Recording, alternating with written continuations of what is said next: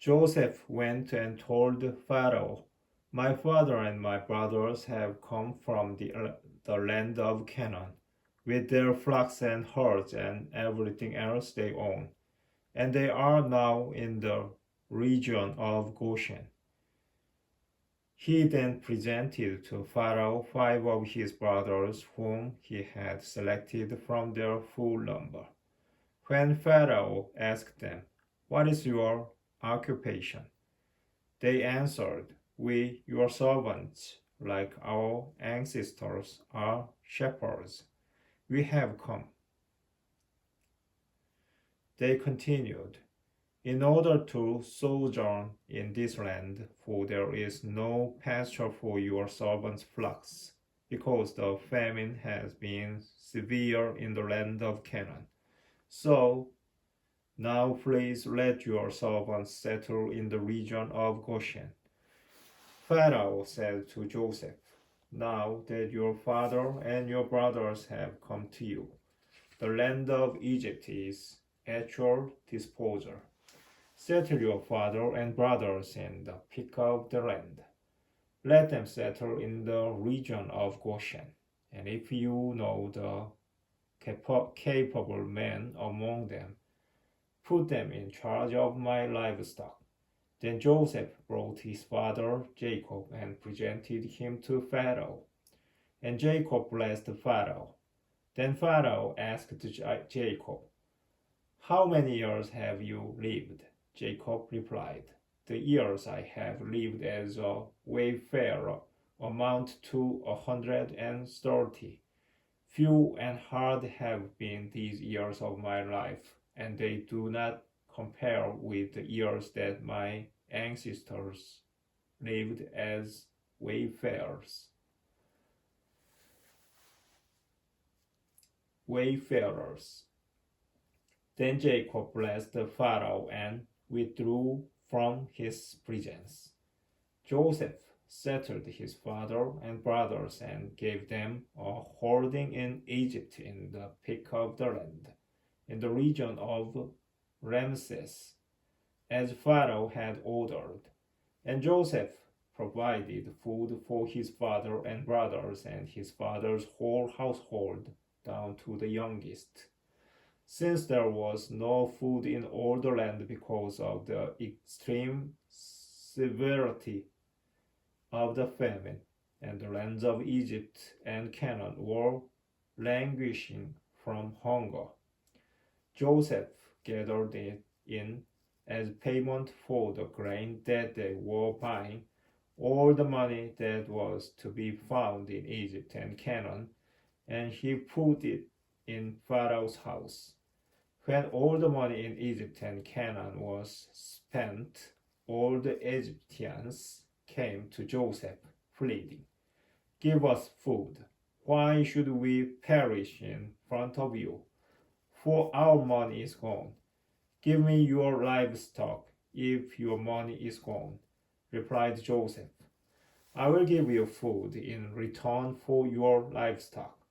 So they brought their livestock to Joseph, and he gave them food in exchange for their horses, their flocks of sheep and herds of cattle, and their donkeys. Thus he supplied them with food in exchange for all their livestock in that year. That year ended, and they came to him in the next one and said, "We cannot hide from my lord that with our money spent and our livestock made over to my lord, there is nothing left to put at my lord's disposal except our bodies and our land. Why should we and our land perish before your very eyes? Take us and our land in exchange for food, and we will become Pharaoh's slaves and our land his property. Only give us seed, that we may survive and not perish, and that our land may not turn into a waste."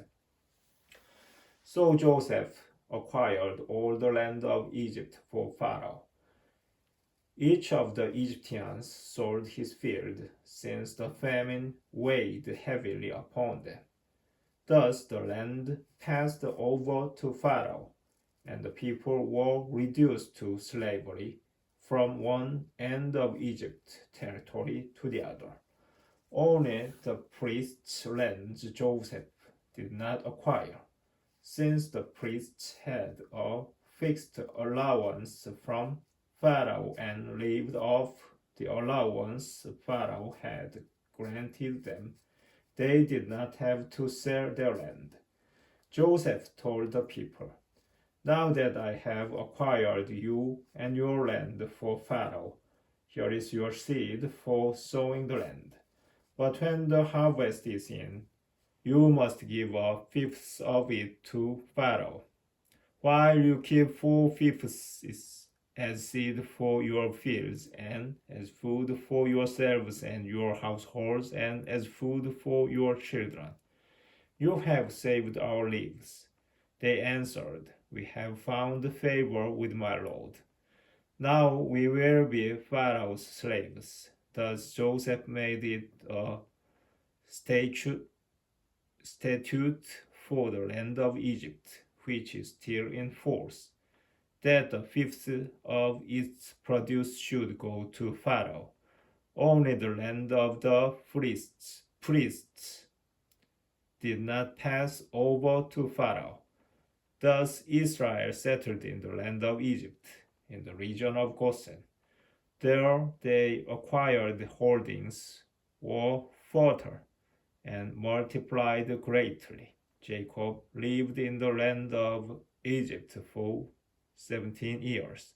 The span of his life came to 147 years. When the time approached for Israel to die, he called his son Joseph and said to him, "If it pleases you, put your hand under my thigh as a sign of your enduring fidelity to me.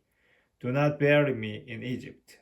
When I lie down with my ancestors, take me out of Egypt and bury me in their burial place. I will do as you say."